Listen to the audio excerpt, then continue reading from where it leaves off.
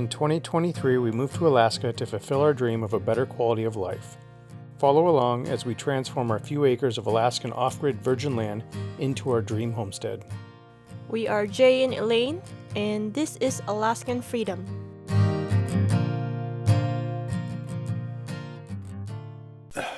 I gotta say, I might have made this shed a little too nice. I enjoy being out here too much. It's nice and warm in here. I do have a thermometer in here. You can see it is almost 50 degrees. It's like, what, 48? To me, that is perfect temperature. I love it. It is eventually going to be warmer in here, though, because after today, the next thing we're doing is hooking up that heater, the diesel heater. And we're going to have a whole video on hooking up the diesel heater and upgrading it to a, I don't know if it's really an upgrade, but converting it to a 5-gallon tank. What we're doing today, though, I need to do before that, because the power for that, it actually, the one we bought can run on a 12 volt or a 120, but we're going to run it off the 12 volt since the battery system is right here and we have a 12 volt battery system. But I don't have a 12 volt, what do you call it? This box, fuse panel, whatever. So we're going to hook this up. So we are going to be running wires off of the bus bars of the system. Now, if you want to see how I installed the system here, there is a video. I'll leave a click on that. We have been using this for a couple months now. As a matter of fact, we just got back from a trip visiting family in the lower 48. We went down to Minnesota for 10 days. Well, we were down there for 8. We were gone for 10 days. And when we came back, the only thing plugged in while we were gone was our refrigerator. I left with the batteries topped off at 100%. I got back 10 days later, the batteries were at 98%. All right, now we didn't use 2% of power while we were gone, but we had a couple sunny days in there where the solar panels, even though it's October, were pulling in enough power to keep the fridge going. So really, I couldn't be happier with that. I expected to come back because I knew most of the days we were gone, it was cloudy, it was rainy. I expected to come back and find it at like 30, 40% of the batteries. To be at 98% with most of those days being rainy and cloudy while we were gone, in a full-size refrigerator running into that, plugged into that. Really happy about that. But now we're gonna add this. So this is gonna tie into the bus bars to supply power to this.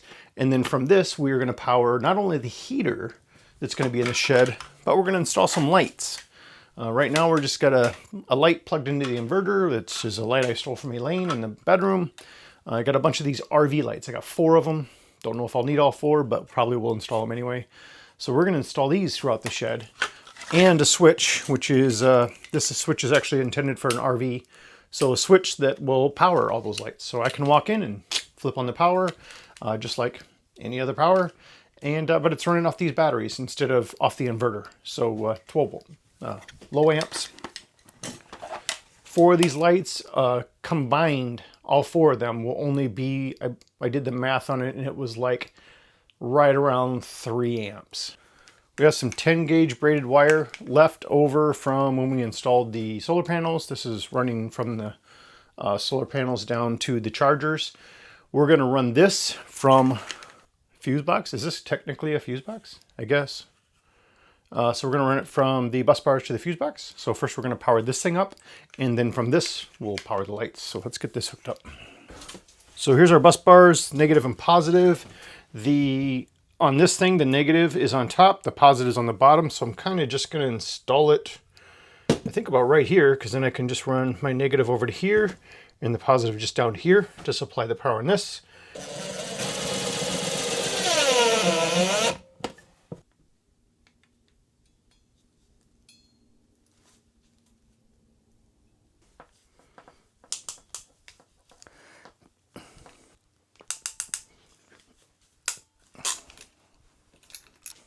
They're on. So I got my 3/4 inch or 3/8 eyelets to put on the bus bars now.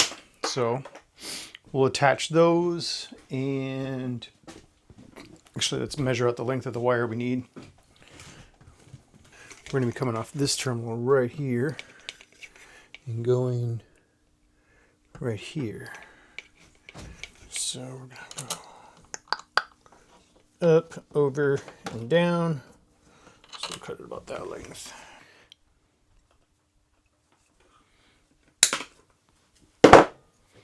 This guy goes on there. Yes.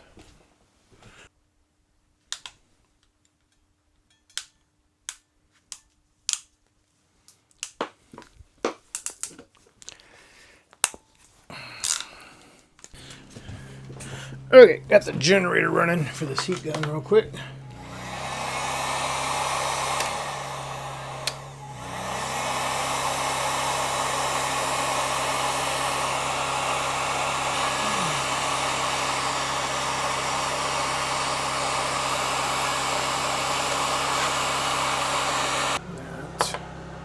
That's going to go there. Like that.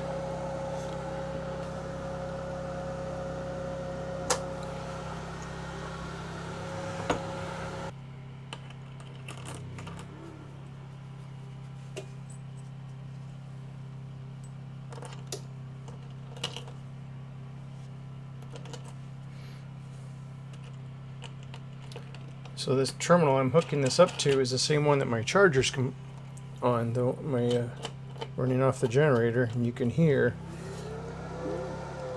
it shut down when I loosened it.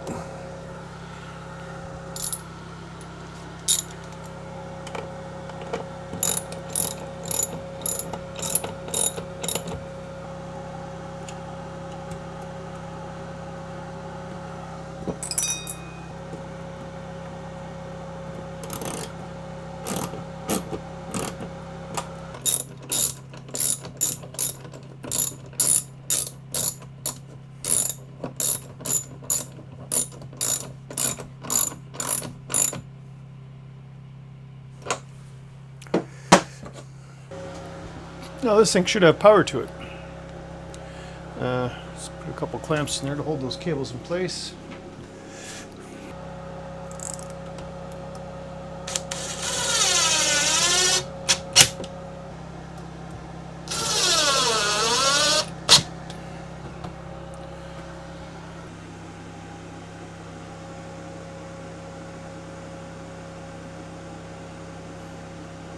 Now that I have that hooked up, I am going to be running, I have some 14 gauge wire I'm going to run. And I'm going to run that from here around and up to where the lights are going to be hung up. We're going to have one light that is on this wall, close to where this light is right now, when you come in. And the other three are going to be on the ceiling, kind of pointing down. I'm going to run the wire now to all the spots where I'm going to hang the lights, and then hang the lights and hook those up, and let's just do it. So this actually is speaker wire. It's a 14 gauge speaker wire, more than enough for what we're doing. So we're going to use that.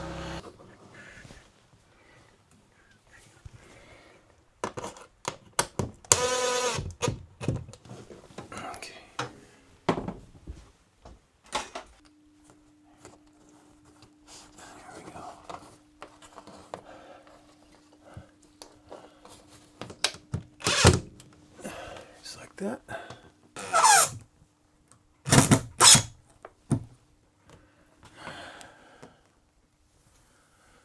Yeah. We're gonna drill holes in these, doing it outside because it makes a mess for the wire to go in and out of them.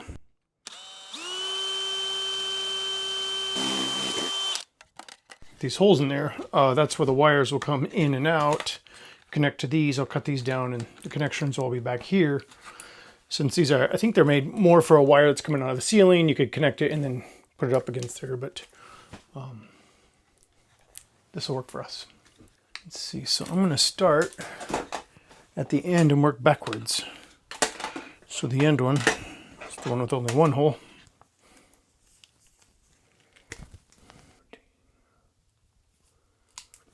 So we're going to do gold as positive and silver as negative. Don't forget that.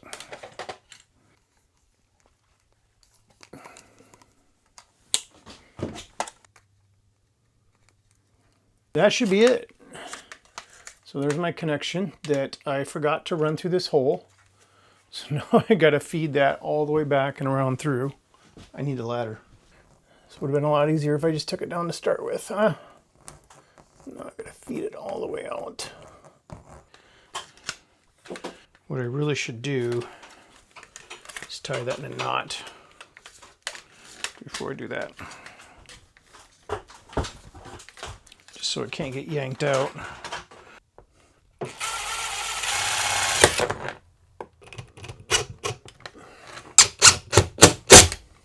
So that is light number 1.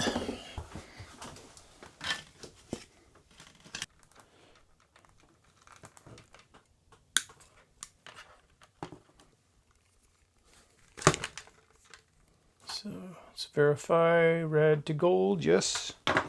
And then gold coming to the other side. We'll go right back in there. I'm going to use some shrink tube on these things.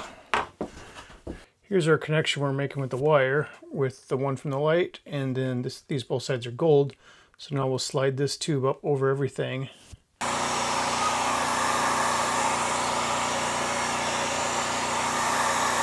Oh, all nice and pretty and clean. Let's hang this one up.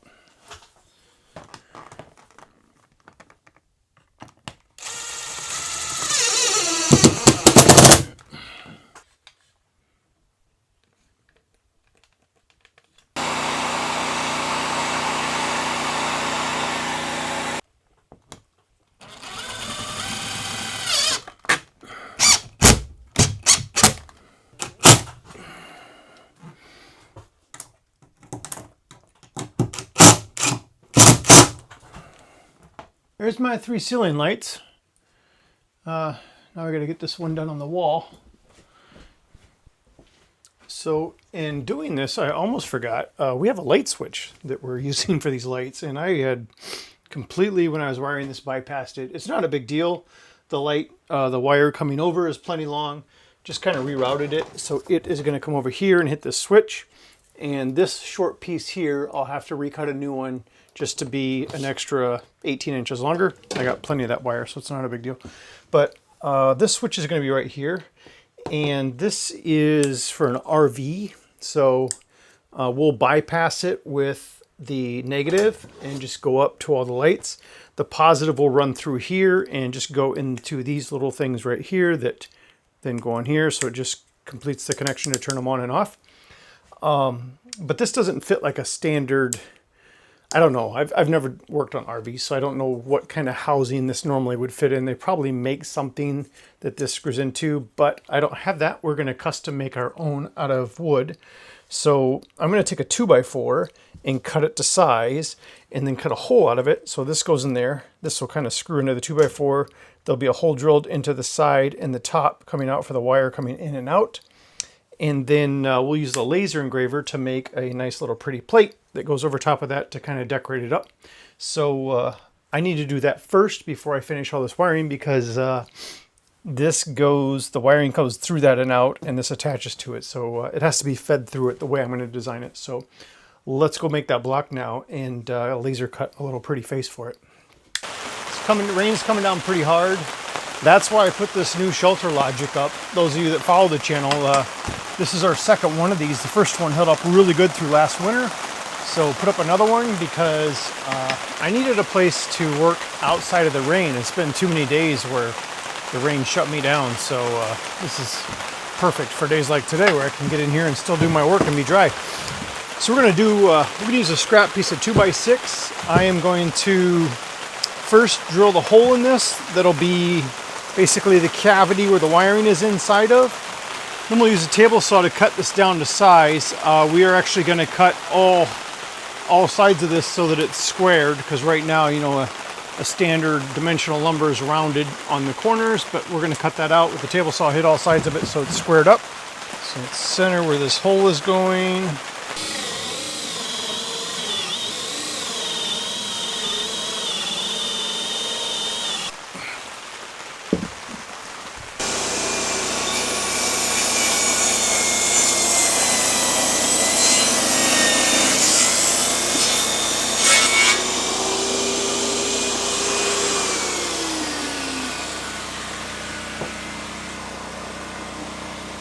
All these rounded edges that were on here are cut off, so this is nice and square and consistent all the way around.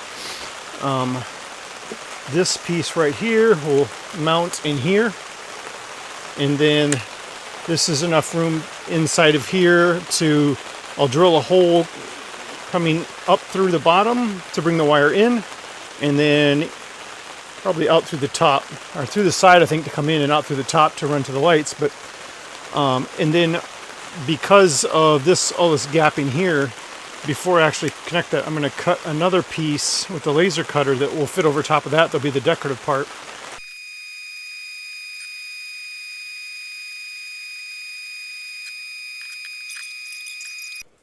So using the software, we were able to get this to the exact size we needed it, engrave it, and cut it.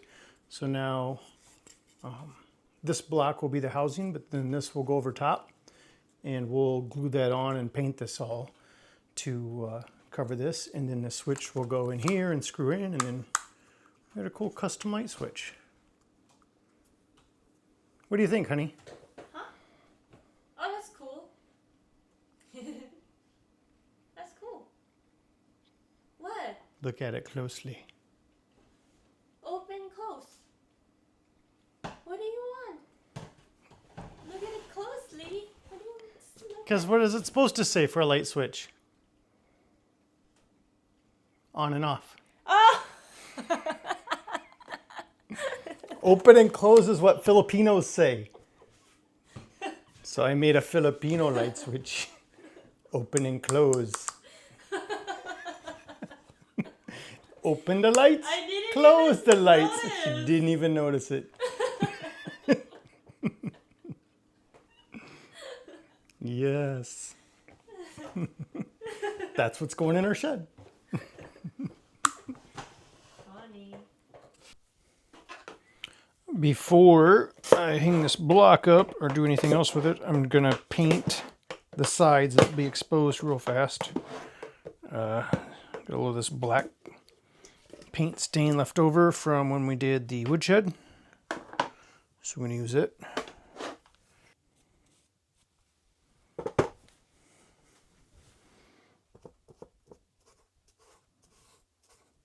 I mean, a laser printer is something we never thought we would really want living off grid, but for projects like this, it's super cool to have. I mean, I guess it has nothing to do with living off grid, but it's just so cool to just knock this out.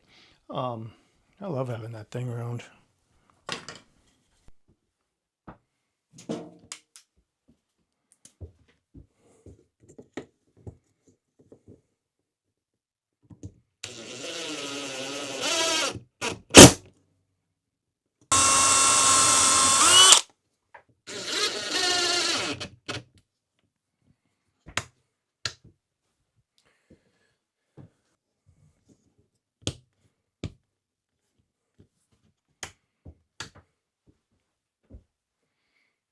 So that's it for the lights.